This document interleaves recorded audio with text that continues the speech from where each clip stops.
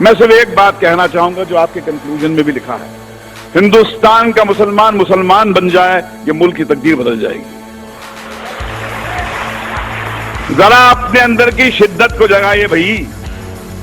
मुझे एक बात समझ में आई है, जितना मैंने इस्लाम के बारे में पढ़ा है, कि डरा हुआ आदमी मुसलमान नहीं हो सकता, क्योंकि जहां डर है वहां इस्लाम नहीं है, जहां इस्लाम है वहां डर नहीं।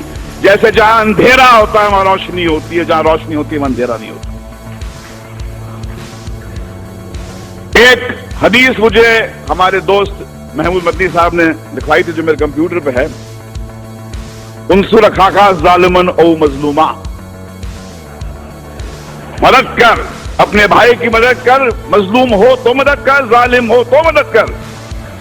यह हदीस जॉर्ज बुश को सुनानी चाहिए, नरेंद्र मोदी को सुनानी चाहिए, कि जिस मजहब की हदीस यह कहती है कि भाई मजलूम की मदद तो कर, जालिम की मदद कर, उसको रोक, उससे पूछ क्यों जुल्म करता है, क्या तकलीफ है तेरे को, भाई बोला है जालिम को।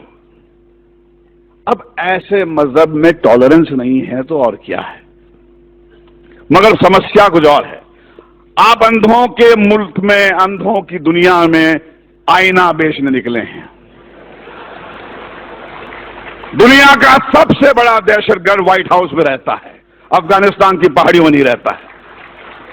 और ये पूरे दुनिया की हुकूमतें, ये 6 बिलियन लोग, उनकी जुर्रत नहीं होती है कि जाके उस जॉर्ज बुश को टेररिस्ट करके उसको फांसी पे के तख्ते पे ले जाए। मैं ओसामा बिन लादेन के खून के खेल को नहीं माफ करूंगा, बशर्ते आप जॉर्ज बुश को भी उसी तरह ट्रीट करें। एक तरफा बात नहीं हो सकती है। स्टेट टेररिज्म का आप कंडोन करेंगे और इनको कहेंगे टेररिस्ट। जैसे किसी ने फरमाया था, मौलाना दरियावाली सर ने, कि भैया कि आपने बॉम्ब ब्लास्ट के जो एक्यूज को तो टेलीविजन पे चीख चीख के अनाउंस कर दिया कि हाँ ये साहब, इनको ये सजा दी गई है, मगर बाबरी मस्जिद जब शहीद हुई उसके बाद में 1000 लोग तो यहां मरे थे, उनका क्या, कौन देगा उनको सजा? कहां जाके गिड़गिड़ाएं, किससे भीख मांगे? आज तो हमारी यहां पर सरकार एनसीपी और कांग्रेस की है। क्या हुआ श्री कृष्ण कमीशन रिपोर्ट का? जो समाज इंसाफ नहीं दे सकता वो टेररिज्म से मुक्त नहीं हो सकता। अगर आपको टेररिज्म से मुक्त होना है तो इंसाफ देना पड़ेगा आपको।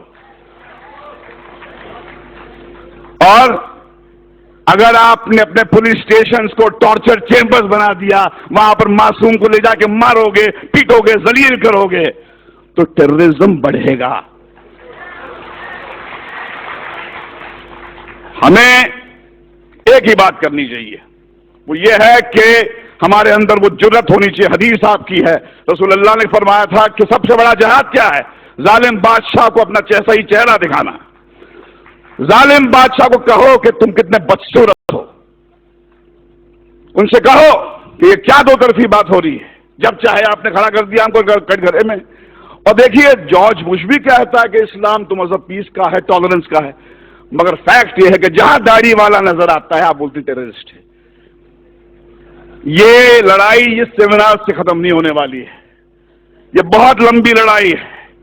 वो दौर आ गया है, रसूल अल्लाह ने फरमाया था इस्लाम आपके हाथ में जलता हुआ कोयला बन जाएगा, जिसमें दम है वो बने मुसलमान और जिए शान से, मगर किसी के सामने गिड़गिड़ाइए मत, किसी के साथ किसी के तलवे मत चाटिए, क्योंकि आप उस ताकत से कनेक्टेड हैं। यह मुल्क आपका है, इसमें आपके पुरखों का खून है।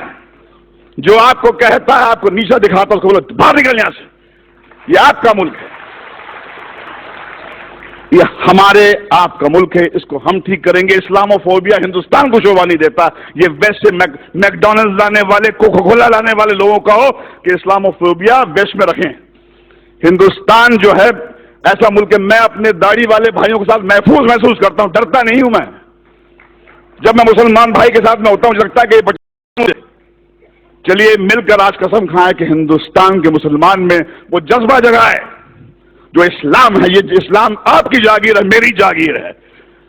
डरा हुआ आदमी मेरे भाई मुसलमान नहीं हो सकता है, और जहां डर है वहां इस्लाम नहीं है, और जहां इस्लाम है वहां डर नहीं है। अल्लाह हाफिज।